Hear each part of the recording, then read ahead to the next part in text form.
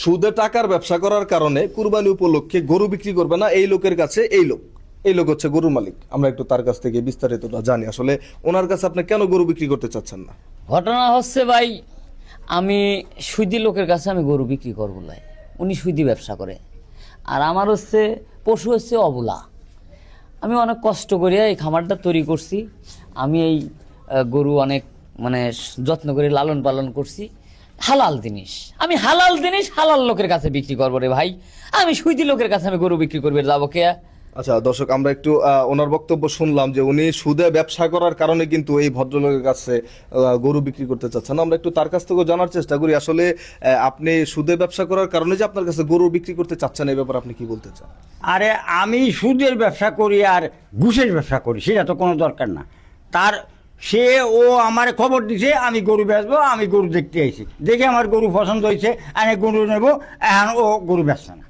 কিন্তু ও লোকের কাছে শুনে দেন আমি কেরা, আর ওর গরু যদি আমার না দেয় তা ওর খামার শুদ্ধ আমি উড়িয়ে দেবো, আমার একটা তুরিটি তোর খামার উড়ে যাবে, আমি বলে দিলাম।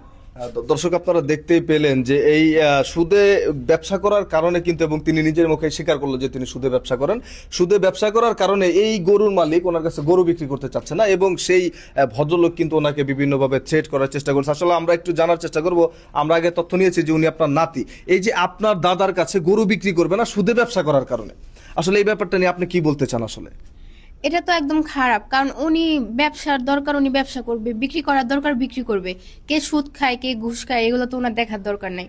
আর উনি তো এটা জানে না যে আমার দাদা কে, আর আমার দাদা চাইলে অনেক কিছু করতে পারে। উনি যে ওনার গরু নিয়ে খামার নিয়ে তো বড়াই করতেছে, আমার দাদা যদি চায় 1 মিনিটের মধ্যে ওনার সবকিছু শেষ করে দিতে পারবো। দর্শক আপনারা দেখতেই পেলেন এখানে আসলে ব্যাপারটা একটু মানে থ্রেটিং পর্যায়ে চলে যাচ্ছে। আসলে আমরা তর্কে না জলে বিষয় হচ্ছে, আমি একটু আপনার কাছে আসি, এই যে ওনারা যেসব ধরনের কথাবার্তা বলছে এগুলো নিয়ে কি বলতে চান, এবং ওনাদের কাছে গরু বিক্রি করবেন কিনা শেষ পর্যন্ত? ভাই আমি তো এক কথাই কইছি যে আমি সুদি লোকের কাছে আমি তো গরু বিক্রি করলে উনির পাশে যে দাঁড়া আছি এইটাই আমার কাছে খারাপ লাগতেছে। উনি মনে করেন যে আমাকে শুদ্ধ যদি উড়িয়ে দেয়, হ্যাঁ তাও মনে করেন ওর কাছে আমি বিক্রি করবো লয়, কারণ ও যত ক্ষমতায় থাক, ওসিডি সিএসপির লোক থাকলেও যে সুদ খায় তার কাছে আমার এক সাইরিনার দামও নাই। আমার কাছে সুদ খায় বিদায় যে আপনি গরু বিক্রি করবেন না, আসলে এটার কারণটা কি? সে তো আপনাকে টাকা দিবে, আপনি গরু দিবেন।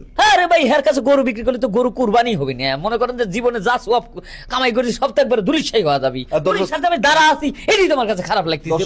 দর্শক আপনারা দেখতেই পেলেন যে উনি কিন্তু একটা কথা বলেছে যে ওনার কাছে গরু বিক্রি করলে গরু নাকি কুরবানি হবে না। আসলে এই ব্যাপারে এটা কতটুকু যুক্তিসঙ্গত আপনারা অবশ্যই একটু আমাদেরকে জানাবেন বা কমেন্টের মাধ্যমে। আসলে এই যে উনি একটা কথা বলেছে যে আপনি ওনার কাছ থেকে গরু কিনে কুরবানি দিলে আপনার কুরবানি হবে না, আসলে এই ব্যাপারে আপনি কি বলতে চান? উনি তো আল্লাহ হরিছে, উনি কুরবানি দিলে কুরবানি হবে না, হ্যাঁ উনি কি জানে?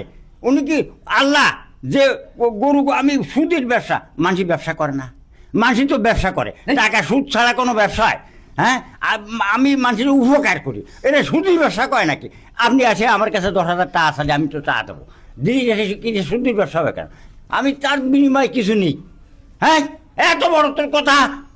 আপনি উপকার করেন, 10,000 টিহা আসে 15,000 টাকা, লোকটার রক্ত চুষি খায়া বেলা দেয় ভাই, রক্ত চুষি খাইয়া ফেলে মানুষের উপকার করে, বিপদে পড়ে তার কাছে যায়, হে কি করে 10,000 টিহায় মনে করেন যে 1 মাস পরে 12,000 টিহা লাগে, টিহাই থেকে যায়, লাভগুলি নিয়ে মনে করেন লোকটা রক্ত চুষি শেষ করে হে লোকের কাছে বলে আমি গরু বিক্রি করবো।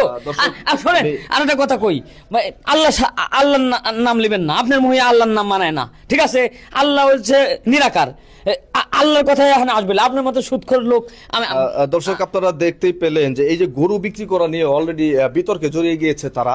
এই ভদ্রলোক সুদে ব্যবসা করার কারণে কিন্তু এই ভাইটি গরুর মালিক ওনার কাছে গরু বেচতে নারাজ। ওনার দাবি হচ্ছে যে গরু যদি ওনার কাছে বেচে ওনার কোরবানি হবে না, এবং যদি ওনার কোরবানি না হয় তাহলে ওনার কাছে আমি গরু কেন বিক্রি করবো, এই সুবাদে উনি গরু বিক্রি করতে চাচ্ছেন। আসলে আমার দৃষ্টিকোণ থেকেও মনে হয় বা আমার চিন্তাধারা থেকেও মনে হয় যে যারা সুদে ব্যবসা করে বা যারা ঘুষ খায় সুদ খায় তাদের ওই টাকায় মানে কোরবানি হবে না। আমি যতটুকু জানি আমার সাধারণ জ্ঞান থেকে ওই টাকায় কোরবানি হবে না। সো এইসব ধরনের কাজকাম যদি কেউ করে থাকেন, সুদ ঘুষ হারাম খেয়ে থাকেন, তারা অবশ্যই এগুলো বয়কট করার চিন্তা ভাবনা করুন এবং এইবারের মতো তারা কোরবানি দেওয়া থেকে বিরত থাকুন।